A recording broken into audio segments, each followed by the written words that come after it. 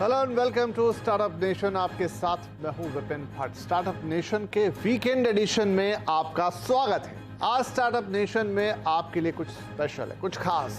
जाने माने motivational speaker, business leadership coach और बड़ा बिजनेस.com के फाउंडर विवेक बिंद्रा ने से हमने लिया है ढेर सारा स्टार्टअप ज्ञान। इस बातचीत को बहुत ध्यान से सुनिएगा क्योंकि इसमें हमारे स्टार्टअप गुरु ने बताए हैं एक सक्सेसफुल स्टार्टअप के सारे गुर। तो आप भी देखिए, सुनिए, समझिए और स्टार्टअप कीजिए।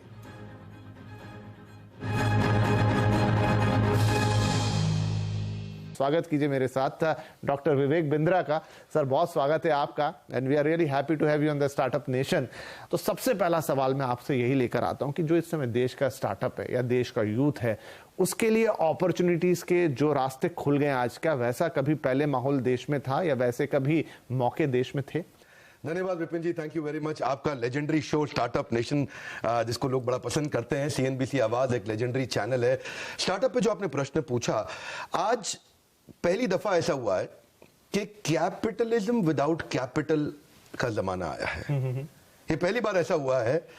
और दूसरा, हमारा देश जो है ना, मैक्रो इकोनॉमिक्स जो है उसके हिसाब से सबसे ज्यादा कंड्यूसिव देश है आने वाले समय में स्टार्टअप्स को बिल्ड करने के लिए। एंटरप्रेन्योरशिप बहुत जबरदस्त है यहाँ पे। रीजनल एंटरप्रेन्योर्स हैं, उनको ग्लोबल बनना बाकी रह गया है। मॉडल्स बिल्ड करने सीख रहे हैं, थोड़े चेंजेस ला करके उसको स्केल किया जा सकता है। जो पहले माहौल हुआ करता था उससे आज पिछले 10 साल में जितना देश बदला है उतना 100 साल में नहीं बदला होगा। राइट। स्टार्टअप्स के लिए बहुत कंड्यूसिव समय है सर। एक अच्छा आइडिया ज्यादा जरूरी है या एक मजबूत इरादा? क्योंकि बहुत सारे अच्छे आइडिया बिना इरादे के दम तोड़ देते हैं। एक्चुअली अगर मैं फंडामेंटली इसको आंसर करूं, आइडिया बहुत अच्छा भी हो और इरादा भी बहुत मजबूत हो तो भी चांसेस है कि आपका बिजनेस फेल हो जाए। ओके। क्योंकि फंडामेंटली आपको क्या चाहिए? आपको चाहिए कंज्यूमर की वो बर्निंग प्रॉब्लम जिसको आप सॉल्व करें, जो कस्टमर आपके बिना अपने आप सॉल्व ना कर पाए।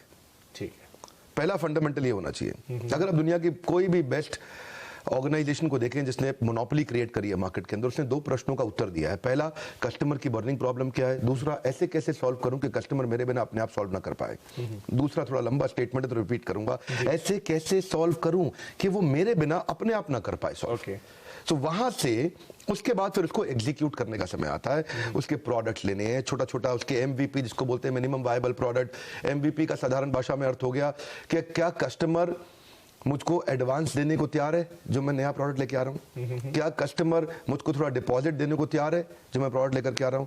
क्या कस्टमर लेटर ऑफ इंटेंट देने को तैयार है कि मैं आपसे खरीद लूंगा? क्या कस्टमर, क्योंकि कई बार क्या होता है, प्रोडक्ट आप ले आते हो, कस्टमर बोलता है अच्छा है लेकिन मुझको चाहिए नहीं। ये बात होती है। बिल्कुल। तो यही है कि तो जो मैं समझा यहां तक कि सबसे पहले आप प्रॉब्लम को आइडेंटिफाई करें, फिर उसका सॉल्यूशन आप निकालें और फिर ये देखें कि ये सॉल्यूशन कोई आपसे खरीदने के लिए तैयार है कि नहीं। राइट। बहुत अच्छा है। खरीदने के लिए तैयार कस्टमर, हाँ, इन्वेस्टर नहीं अभी। हाँ, कस्टमर। पहले कस्टमर को खरीदने के लिए मेरी कंपनी भी आएंगे बाद में लोग, लेकिन पहले कस्टमर खरीदने को कितना जल्दी तैयार है वो बहुत इंपॉर्टेंट है। क्योंकि देखिए, the dog will decide the dog food. Okay. आपने बहुत अच्छा खाना बनाया, आपने कुकुर को, उस पशु को कहा भाई कुत्ता आ जाओ यार प्लीज खाओ, उसको बहुत अच्छा बनाया मैंने, बहुत पैसा लगाया इसमें, बहुत पौष्टिक है आपके लिए, बट द डॉग में से नहीं यार मेरे को पसंद नहीं है ये खाना।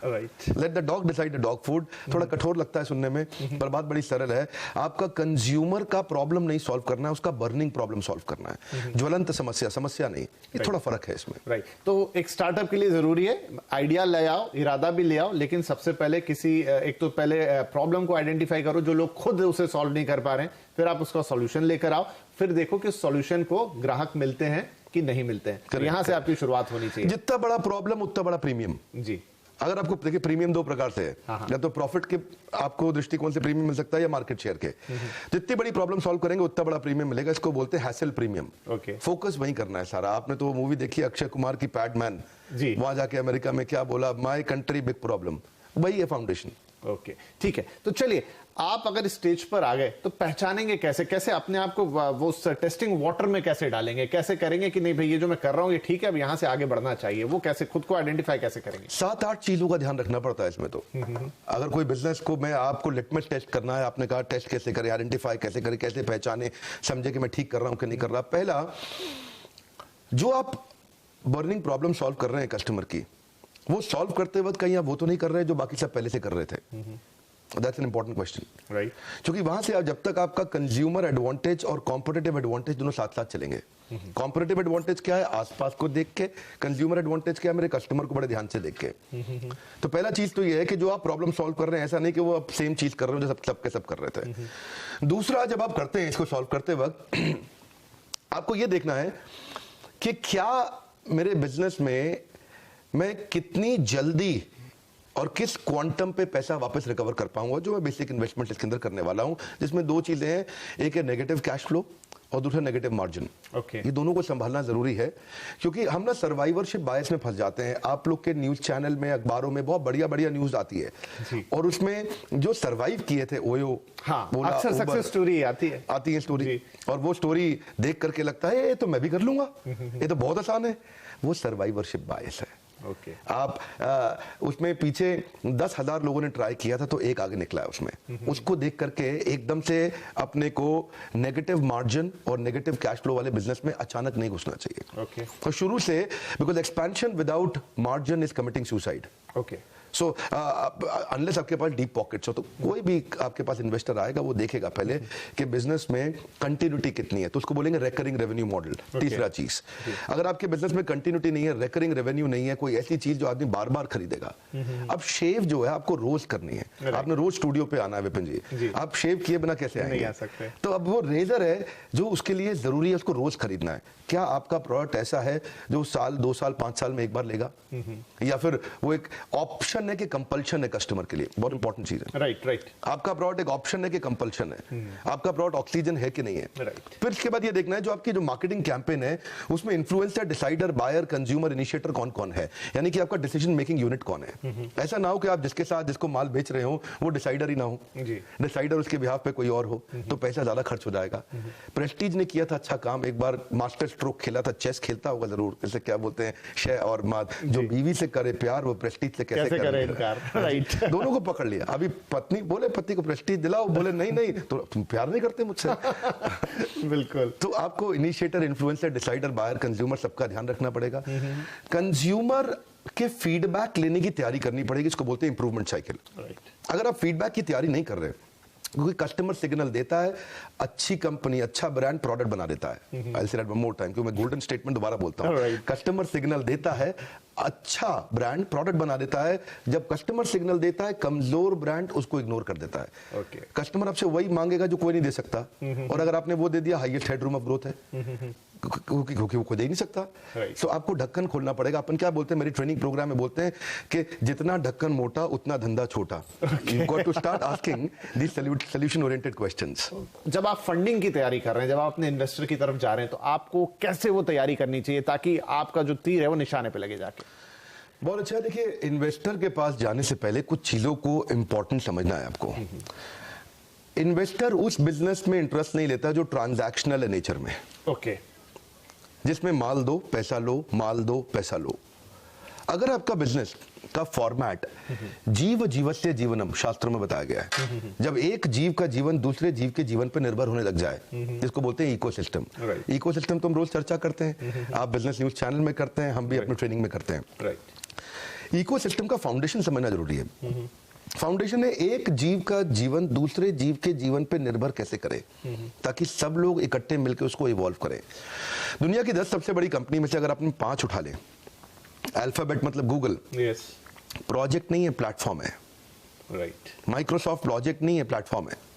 एप्पल का iOS प्रोजेक्ट नहीं है, प्लेटफॉर्म है। फेसबुक प्रोजेक्ट नहीं है, प्लेटफॉर्म है। अगर आप दुनिया की 10 में सबसे बड़ी 5 कंपनी उठा लें तो सब प्लेटफॉर्म्स हैं। वो एक ऐसे इकोसिस्टम है जहां दूसरे लोग मेहनत कर रहे हैं, मल्टी साइडेड ट्रांजैक्शंस हो रही हैं, जिसमें डिस्कनेक्टेड लोग कनेक्ट हो रहे हैं, अनकनेक्टेड लोग कनेक्ट हो रहे हैं, मल्टी साइडेड ट्रांजैक्शंस हो रही हैं। पता नहीं, ये शायद मैं साधारण भाषा में बोलने का प्रयास कर रहा हूं उसको। जैसे यूट्यूब है, मैं यूट्यूब पे इस समय वर्ल्ड का नंबर 1 एंटरप्रेन्योरशिप चैनल है, पर मैं सफल क्यों हुआ उसमें? बड़ी सिंपल सी बात है, यूट्यूब ने एक प्लेटफॉर्म बनाया। और प्लेटफॉर्म में क्या होता है, कंटेंट कंज्यूमर भी है, कंटेंट क्रिएटर भी है, कंटेंट पे एडवर्टाइजर भी है और यूट्यूब खुद भी है। साधारण भाषा में, कठोर भाषा में क्या कहते हैं विपिन भाई कि जुआ खेलने वाला पैसा नहीं कमाता, जुआ खिलाने वाला कमाता है। राइट। तो ये जो प्लेटफॉर्म क्रिएट करता है, हाँ, जो प्लेटफॉर्म क्रिएट कर रहा है ना, वही आगे जा रहा है। इन्वेस्टर ये देखना चाहता है कि क्या आपकी प्रेजेंस के बिना अपने आप आपका धंधा, आपका बिजनेस ग्रो कर रहा है कि नहीं कर रहा, क्या बाकी लोग मेहनत कर रहे हैं आपका बिजनेस ग्रो करने में, जो कि अपने आप ग्रो करे। जब ऐसे फॉर्मेट्स आते हैं तो इन्वेस्टर एकदम एक्साइटेड हो जाता है, अरे कुछ है इसमें दम है, तो वो सुनता है उसके बाद। नहीं, बड़ी गहरी बात कही आपने। तो आप जब इन्वेस्टर के पास जा रहे हो, जो मैं देखता हूं स्टार्टअप नेशन पे कई इन्वेस्टर्स आते हैं, लेकिन वो मैं सबसे पूछता हूं कि आपके पास जब कोई आता है प्रपोजल लेके, तो आप क्या देखते हो? शायद 100% जवाब आया कि सबसे पहले हम टीम देखते हैं। क्या आप इस बात से एग्री करते हैं? बहुत खूब। रामू काका को सीईओ नहीं बनाते। बहुत सारे छोटे बिजनेसमैन यही कर रहे हैं। वो अपने पुराने भरोसेमंद आदमी को देख रहे हैं, और रामू काका थे उनके, और उसी को लगभग आगे बढ़ाए जा रहे हैं। ये रामू काका गल्ला संभाल लेंगे। बहुत इंपॉर्टेंट है, अकबर ने अपने नवरत्न बिल्ड किए, क्या आपके नवरत्न तैयार हैं? आपकी और man power can make you super power. ये बहुत इंपॉर्टेंट प्रिंसिपल है, क्योंकि देखिए अल्टीमेटली एक एंटरप्रेन्योर को डूइंग से बाहर निकल के एनेबलिंग पे आना है। जब वो, क्योंकि जब तक वो खुद करेगा एक्टिव इनकम है, जब वो एनेबलिंग पे आता है तो पैसिव इनकम है, तो ऑर्गेनाइजेशन ग्रो करता है। तो कैसे आप एक हाई परफॉर्मेंस टीम तैयार करते हैं, वो लीडरशिप कैसे बिल्ड करते हैं जो आपकी प्रेजेंस के बिना बिजनेस को स्केल करने के लिए सक्षम हो। तो चलिए, सब कुछ हो गया, आपने अच्छा आइडिया ले आया, सॉल्यूशन ढूंढ लिया, पैसे भी मिल गए, टीम भी बन गई, धंधा चल निकला, लेकिन बावजूद उसके सर हम देखते हैं कि बहुत सारे स्टार्टअप्स एक समय तक तो बड़ा अच्छा करते हैं, बड़े प्रॉमिसिंग दिखते हैं, लेकिन फिर नीचे चले जाते हैं। क्या गलती होती है? बहुत सिंपल है जी, बड़ा सरल है। एक गोल्डन स्टेटमेंट है, याद रख लें। आज आपके माध्यम से चैनल पे मैं सबको कहना चाहूंगा, जिंदगी भर के लिए याद रखें, पहला प्रोडक्ट फाइनल प्रोडक्ट नहीं होता। ओके, पहला प्रोडक्ट फाइनल प्रोडक्ट नहीं होता। हॉकी की स्टिक पहले नीचे आती है, बाद में ऊपर जाती है। जे कर्व जिसको बोलते हैं बिजनेस में, वो पहले नीचे आता है, बाद में ऊपर जाता है। कोई भी बड़ा ब्रांड जहां से शुरू हुआ था, आज वही प्रोडक्ट नहीं बेच रहा, सब इवॉल्व कर चुके हैं। कोई भी मोबाइल ऐप जो बढ़िया है, वो जो पहले आपने करी थी, उसके बाद कई नए वर्जन आ चुके हैं। इसको बोलते हैं इंप्रूवमेंट साइकिल। 3 प्रश्न चाहिए आपको, what went well, what went wrong, what could be improved. WCBI। क्या अच्छा हुआ, what went well, what went wrong, what could be improved. क्या अच्छा, देखिए दो जो अच्छा बुरा हुआ पीछे देख लिया, अभी क्या चेंज ला सकते हैं, इसको अपन बोलते हैं NNB positive, next new better. Okay, आपका ब्लड ग्रुप क्या है? मेरा बी पॉजिटिव। मेरा है NNB positive. Okay, NNB positive क्या है? Next new better. अपनी टीम को बार बार पूछना है आपस में बैठ के, आओ बैठो, ओके, अभी क्या नेक्स्ट करें, क्या न्यू करें, क्या बेटर करें। राइट, इसका मंथन करना जरूरी है। महीने में एक दिन तो आपको बैठना ही पड़ेगा कि कस्टमर के सारे टच पॉइंट्स आइडेंटिफाई कर लो। कंज्यूमर किधर किधर से फीडबैक दे रहा है, उन सबको इकट्ठा करो, और next new better, what could be improved, इस पे क्वेश्चन करो। कई बार यहीं से प्रोडक्ट बन के निकल के आएगा। प्रोडक्ट कंपटीशन को देख के नहीं बनाते, कस्टमर के सिग्नल को देख के बनाते हैं। कस्टमर क्या फीडबैक दे रहा है, फीडबैक को फीड फॉरवर्ड में कन्वर्ट करना है। Complain is a gift, catch it. Golden statement क्या है? Complain is a gift, catch it.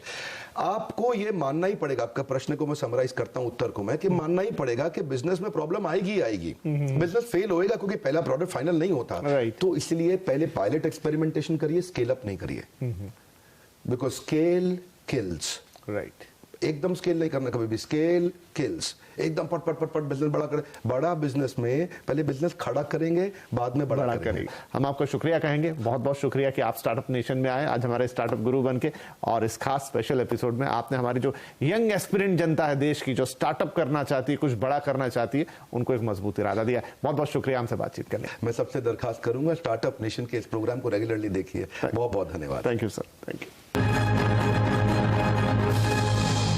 Right, तो ये थे हमारे स्टार्टअप गुरु विवेक बिंद्रा, जो बता रहे थे कि कैसे आप स्टार्टअप को आइडिया से लेकर एक सक्सेसफुल कंपनी तक लेकर जा सकते हैं। पूरी जर्नी उन्होंने डिस्क्राइब की, किन बातों का आपको ध्यान रखना है, कौन सी चीज़ें आपको सीखनी है, कौन सी चीज़ें आपको अवॉइड करनी है, और क्या होगा अगर कभी फेलियर भी रास्ते में आ जाए तो वापस कैसे उठना है। तो ये ज्ञान आपके लिए रहेगा। अभी आपने देख लिया, आप YouTube पे भी जाकर हमारे पेज पर देख सकते हैं। खुद विवेक बिंद्रा साहब के ढेर सारे इस तरह के मोटिवेशनल वीडियोस YouTube पर हैं, तो आप उनका भी लाभ उठा सकते हैं। तो ये तो हो गई आज की ज्ञान चर्चा। अब वक्त एक छोटे से ब्रेक का, लेकिन ब्रेक पर जाने से हम पहले आपसे हमेशा की तरह एक निवेदन जरूर कर दें कि अगर आपका भी कोई एक स्टार्टअप है, आप उसे बड़ा बनाना चाहते हैं, आप उसे तरक्की की राह पर आगे ले जाना चाहते हैं तो बस आपको एक छोटा सा ईमेल हमें करना होता है। वो ईमेल एड्रेस आप अच्छी तरह जानते हैं, नहीं तो रोज़ हम आपको बताते हैं। नोट कर लीजिए, एक छोटा सा ईमेल लिख दीजिए और फिर देखिए इसके आगे कैसे बड़े कमाल होते हैं और कैसे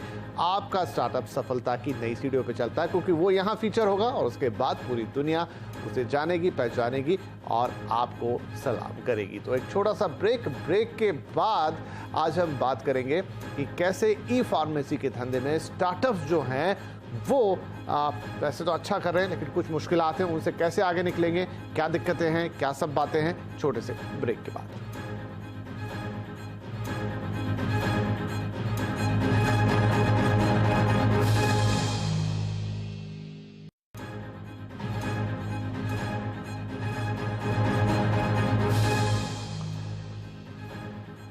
दवाइयों की ऑनलाइन बिक्री पर सरकार ने रोक लगा दी है। भारत में drug regulator drugs controller general of India ने ऑनलाइन दवाई बेचने पर दिल्ली हाई कोर्ट के फैसले को अमल में लाने की बात कही है। दिल्ली हाई कोर्ट ने दिसंबर 2018 में PIL पर सुनवाई करते हुए बिना लाइसेंस ऑनलाइन मेडिसिन बिक्री पर रोक लगाने का आदेश दिया था। ये रोक तब तक कायम रहेगी जब तक सरकार ई फार्मेसी पर रेगुलेटरी नियम नहीं तय कर लेती। सरकार ने इस प्रक्रिया की ओर कदम उठाते हुए पिछले साल ही ड्राफ्ट पॉलिसी जारी की थी, लेकिन अब तक इसे लागू नहीं किया गया है। देश भर की ई फार्मेसी कंपनियां जल्द से जल्द सरकार से रेगुलेशन में सफाई की मांग कर रही है और इसी पर खास बात की है हमारे संवाददाता रोहन सिंह ने कई देश के उभरते हुए मेडिसिन डिलीवरी स्टार्टअप्स के साथ। देखिए चर्चा आप। हमारे साथ इस वक्त ऑनलाइन फार्मेसी इंडस्ट्री के दिग्गज हैं। ये वे स्टार्टअप्स हैं जिन्होंने भारत में ऑनलाइन फार्मेसी की शुरुआत की। बाजार में एक दूसरे के कॉम्पिटिटर हैं, लेकिन आज ये एक मुद्दे पर एक साथ खड़े हुए हैं और वो मुद्दा है कि किस तरह से जो रेगुलेटरी हर्डल्स हैं उनको दूर किया जाए और पिछले साल जो ई फार्मा पॉलिसी आई थी कैसे का ड्राफ्ट आया था उसको कैसे इंप्लीमेंट कराया जा सके। तो ये बताइए कि क्या मुद्दा है, थोड़ा सा एक्सप्लेन कर देंगे और कैसे ये अफेक्ट कर रहा है इंडस्ट्री को। हम ऑनलाइन फार्मेसीज़ का हमारा जो एसोसिएशन है 4 साल पहले जब हमने सब शुरुआत करी थी बिज़नेस की तब काफ़ी अपोजिशन आया था from the offline association and regulators भी काफ़ी अपोजिशन में थे। बट फिर हमने जब उनको हमारा मॉडल समझाया तो देन कॉन्वर्जेसन काफ़ी पॉजिटिव हो गया और फिर 4 साल से हम इसी प्रोसेस में लगे हुए हैं ऑन क्रिएटिंग अ फ्रेमवर्क और एक बाउंड्री बनाए कि इस तरह से हम काम कर सकते हैं। आज भी हम कंप्लायंट है but there are 2 different laws that we are referring to. एक है IT एक्ट एंड एक है drugs and cosmetics act. Last year एक ड्राफ्ट गाइडलाइंस रिलीज़ करी थी गवर्नमेंट ने 31 अगस्त को एंड तब से हम वेट कर रहे हैं कि कब फाइनल गाइडलाइंस रिलीज़ हो जाएगी। बट वो नहीं होने से काफ़ी क्लैरिटी नहीं है सेक्टर में एंड विच इज़ वेयर काफ़ी प्रॉब्लम्स भी आती है। तो आप चाहते हैं कि इसमें थोड़ी जल्दी आए। प्रशांत, ये बताइए कि क्या ये जो पूरा कन्फ्यूज़न अभी है कि ड्राफ्ट आ चुका है लेकिन फाइनल ड्राफ्ट नहीं आ रहा है उसके कारण से इन्वेस्टमेंट भी प्रभावित हो रहा है सेक्टर में? डेफिनेटली अगर आप बाकी रेगुलेटेड सेक्टर देखेंगे, फिनटेक हो गया, ट्रांसपोर्ट हो गया, हर सेक्टर में बहुत सारे प्लेयर्स आते हैं। इस सेक्टर में कम से कम 100 नए प्लेयर होने चाहिए थे आज की डेट में। अब क्योंकि ये जो डाउट होता है कि रेगुलेटर क्या स्टैंड लेगा, वो पॉजिटिव है नहीं है, हम लोग तो डायरेक्टली इंगेज करते हैं तो हमें फिर भी कॉन्फिडेंस रहता है कि गवर्नमेंट का इंटेंट सही है, लेकिन नए एंटरप्रेन्योर्स को और इन्वेस्टर्स को कॉन्फिडेंस देना बहुत मुश्किल होता है। आपको लगता है कि लोग डर रहे हैं थोड़ा, जब तक ये पूरी क्लैरिटी नहीं आएगी तब तक इस सेक्टर में नए प्लेयर्स का आना मुश्किल है थोड़ा? बट ऑफ कोर्स जैसे प्रशांत ने कहा कि हमेशा जब कहीं पे भी अनसर्टेनिटी बनी रहती है तो लोगों का उसको देखने का नज़रिया बदल जाता है। तो इसलिए बहुत ज़रूरी है कि गवर्नमेंट इस चीज़ को देखे और जो जेन्युइन प्लेयर्स हैं उनको रेगुलेशन में लाए और उनको ये opportunity they through their licensing process कि वो अपना बिजनेस खुलेआम कर सकें। अच्छा, आपसे एक सवाल पूछना चाहूँगा कि जब भी इस तरह की चीज़ें होती हैं, जब भी आप अपनी बात रखने चाहते हैं तो एक और लॉबी शुरू हो जाती है इसके खिलाफ, ऑनलाइन फार्मेसी के खिलाफ। अखबारों में आर्टिकल छपने लगते हैं कि किस तरह से चीज़ें बदल रही हैं। ख़ासतौर पे जो ऑफलाइन प्लेयर्स हैं उनकी तरफ से काफ़ी प्रोटेस्ट होता है। कैसे हम उम्मीद करें कि ये सेक्टर जो है, जैसे बाकी ई-कॉमर्स में हो रहा है, अमेज़ॉन है, फ्लिपकार्ट है, यहाँ भी उस तरह की स्टेबिलिटी आ पाएगी? सो जब आप ऑफलाइन और ऑनलाइन दोनों को अलग रखते हो तो फार्मा में वैसा नहीं है। हम एग्जिस्टिंग रिटेलर्स के साथ काम करते हैं। हम सिर्फ एक डिजिटल प्लेटफॉर्म प्रोवाइड करते हैं, थोड़ी एफिशिएंसी इम्प्रूव करते हैं उनके ऑपरेशंस की, उनको ज़्यादा कस्टमर बेस ला कर देते हैं। ऑफलाइन एसोसिएशन के है वेस्टेड इंटरेस्ट कुछ जो भी हो जिस वजह से वो अपोज कर रहे हैं, none of their points are valid. जब वो जाकर कहते हैं कि ये ऑनलाइन प्लेटफॉर्म्स नहीं चाहिए तो there are lot of inefficiencies which they are covering. Tax losses हो रहे हैं, डिजिटल ट्रैक एंड ट्रेस नहीं है मेडिसिन का, तो काफ़ी गलतियां हो रही है आज जो कवर हो रही है। बट ऑनलाइन के आने से वो काफ़ी सब इम्प्रूव हो जाए। एक जो बड़ा अपोजिशन होता है हमेशा आप जैसे स्टार्टअप्स जो कि ऑनलाइन फार्मेसी में लाते हैं वो ये रहता है कि आप बहुत ही स्टीप डिस्काउंट दे रहे हैं जो कि उनकी इंटरेस्ट को हर्ट कर रहा है। आप इस चीज़ को कैसे लेते हैं? मेडिसिन्स अगर अफोर्डेबल कंज्यूमर को मिल रही है और वो एफिशिएंसी की वजह से आ रही है तो वो एक इम्पॉर्टेंट चीज़ है। I think just to protect a certain type of trade so that cheaper medicines are not available, ये बात ठीक नहीं है। तो ऑनलाइन सिस्टम से क्या होता है कि हमारे जो सारी टेक्नोलॉजी एफिशिएंसी आती है, इन्वेंट्री रिक्वायरमेंट कम हो जाती है, वर्किंग कैपिटल फ्री अप होता है, ये सारी चीज़ें जो होती है वो जो सेविंग्स ट्रांसलेट करती है कंज्यूमर के लिए, वो तो शेयर होनी चाहिए मेरे हिसाब से। उसमें कोई दो राय नहीं होनी चाहिए। दूसरी तरफ जो पॉइंट है, अगर पॉइंट प्रेडेटरी प्राइसिंग का है तो हाँ, देयर आर कंपटीशन कमीशन है, predatory pricing ministry of commerce है, एंड वो डिस्कशन होनी चाहिए, उसमें हमको कोई प्रॉब्लम नहीं है। आखिरी सवाल आपसे पूछना चाहूँगा कि कितना आप अगले 5 से 10 साल में पूरे सारे अगर जो प्लेयर्स हैं मिल जाएं, कितना आप ग्रोथ पोटेंशियल दिख रहे हैं इन टर्म्स ऑफ परसेंटेज और also in terms of numbers? So I think e-pharmacy as a sector has potential to be between 15 to 25% of the total market. Typically chronic medicines के लिए e-pharmacy prefer किया जाता है और globally ऐसा ही देखा गया है। आखिर में और पूछना चाहूँगा, आप सभी अपने अपने पोर्टफोलियो को डाइवर्सिफाई कर रहे हैं, सिर्फ अब ऑनलाइन मेडिसिन डिलीवरी ही नहीं है, अब आप पैथोलॉजी और डायग्नोस्टिक्स में भी जा रहे हैं प्रोडक्ट में। तो आप तीनों से पूछना चाहूँगा कि आप लोग कहाँ अपना डाइवर्सिफाई कर रहे हैं, कहाँ जा रहे हैं मेडिसिन डिलीवरी के अलावा? मेडिसिन डिलीवरी के अलावा हम diagnostic test, health care products, doctor consultations, ये 3 चीज़ों में फोकस कर रहे हैं। सब कुछ ऑनलाइन होने जा रहा है आपका? नहीं, तो हम शुरू हुए थे इन्फॉर्मेशन और कंटेंट से, तो वो तो कंटिन्यू करता ही है। उसके साथ ई फार्मेसी, ई डायग्नोस्टिक, ई कंसल्टेशंस, ये सारी लाइन ऑफ बिजनेस हमारे पिछले 3 साल से ही हैं। जी, आप बताइए।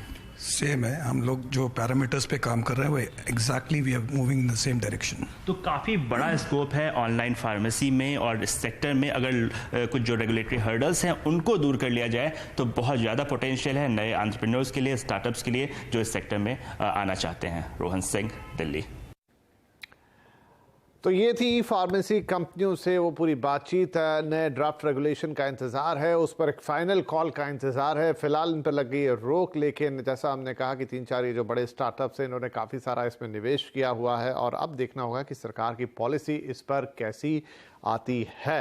तो स्टार्टअप नेशन में आज के लिए इतना ही, इस हफ्ते के लिए इतना ही, लेकिन जाते जाते हम फिर आपसे कहेंगे कि नया हफ्ता कर रहा है इंतज़ार, और आप तो जानते ही हैं कि अगर आपके पास भी एक शानदार आइडिया वाला स्टार्टअप, तो आप हमें बस एक छोटा सा ईमेल करेंगे, उसमें अपने स्टार्टअप के बारे में बताएंगे, फिर उस स्टार्टअप को हम फीचर करेंगे स्टार्टअप नेशन में, और उसके बाद ये पूरी उम्मीद की जा सकती है कि आपका ये स्टार्टअप तेज़ी से तरक्की की राह पे चल जाए, क्योंकि जब तक किसी को पता नहीं चलेगा कि आपने कितने शानदार आइडिया पे कितना अच्छा काम किया है, शायद उस रफ्तार को पकड़ना आपके लिए मुश्किल होगा। तो ज़रूर लिखें हमें भी आपकी मदद करने में खुशी होगी, और इंडियन स्टार्टअप इकोसिस्टम को आगे बढ़ाने का मौका हम सबको मिलेगा। तो आज के लिए इतना ही, लेकिन अगले हफ्ते आपसे फिर मुलाकात होगी, और आप जानते हैं कि रोज़ हम आपके लिए शाम 6:57 पर लेकर आते हैं स्टार्टअप नेशन, जिसमें होती है ढेर सारी सक्सेस स्टोरीज, ढेर सारा स्टार्टअप ज्ञान और ढेर सारी स्टार्टअप न्यूज़। तो ज़रूर जुड़े रहिए स्टार्टअप नेशन के साथ हमेशा के लिए। और अगर आप टीवी पे नहीं देख पा रहे हैं तो आप हमारे यूट्यूब फेसबुक पेज पर जाकर भी स्टार्टअप नेशन के सारे एपिसोड्स देख सकते हैं। तो आज के लिए इतना ही, अगले हफ्ते फिर मिलेंगे, तब तक के लिए टेक केयर, गुड बाय।